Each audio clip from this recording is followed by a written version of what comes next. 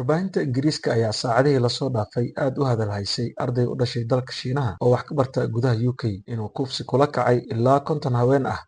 Faahfaahinta sheekada dambiilahan waa mid aad u argagax badan.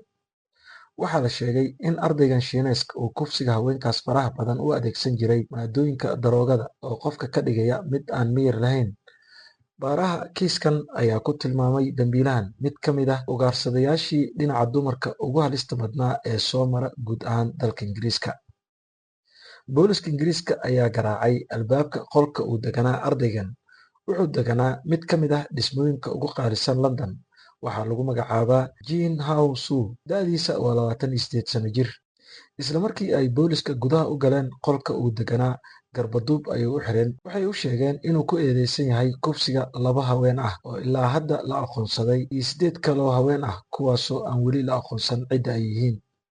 Baaritaanada hordhaca ah ayaa sheegaya in Zhu oo qolkan uu degan yahay keensan jiray haweenka, kadibna wuxuu siin jiray cabitaano uu ku daray maadooyin kiimiko darooga ah, kadibna sidaas ayuu ku kufsan jiray iyadoo uusan miyirkooda joogin.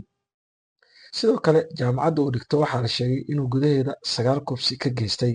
Midda la yaab kale waxay tahay gabar walba oo uu kufsado waxa uu ka duubi jiray muuqaallo qarsoodi ah oo sida uu sheegay xasuus ahaan uu u kaydsan jiray, wuxuuna ku urursan jiray sanduuq u yiilay guriga uu deganaa.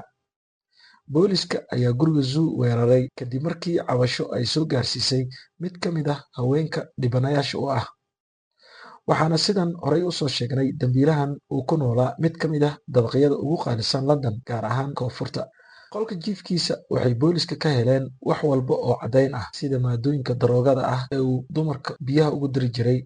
Waxaa kaloo laga helay qalab uu ku cabiri jiray inta dhibic ee ku filnaan karta halkii koob si uu u daroogeeyo kadibna u kufsado. Waxyaabaha kale ee laga helay waxaa ka mid ah kaamirooyinka yaryar ee qarsoodiga ah kuwaasoo uu ku duubi jiray muuqaalada dumarka uu waxyeellada u geystay, balse isaga suu sheegay uu ahaa xasuuso. Sidaad u jeedaan, waxaa sanduuqa u yiilay qolkiisa laga helay alaabo ay lahaayeen dumarka uu dhibaateeyey sida sokis, rooseeto, buruko, furayaal, jiman iyo waxyaabo kaloo badan. Dambiyada Zhu lagu soo eedeeyey waxay dhaceen intii u dhexaysay sanadkii 2019 ilaa 2024. Waxaa kaloo lagu soo eedeeyey inuu sameeyey basaasid sharci darro ah iyo inuu haystay muuqaallo galmo ah. Sidaad muuqaalkan uga jeedaan, dambi-baarayaasha wareysanaya ayaa waxay laabtoobkiisa ka daawanayaan qaar ka mid ah muuqaaladii uu dumarka uu dhibaateeyey ka duubay. Sida laga dheehan karana aad ayay ula argagaxeen waxay indhahooda ku arkeen. Sidoo kale, waxaa laabtoobkiisa laga helay boqolaal muuqaallo anshaxumo ah iyo malaayiin fariimo ah kuwaasoo ay isdhaafsadeen dumarka uu dhibaateeyey. Waxaa sidoo kale baarista lagu ogaaday in Ingiriiska oo kaliya uusan ka geysan dhibaatooyinka kufsiga, sidoo kale dalkiisa Shiinaha oo uu dumar badan kusoo dhibaateeyey.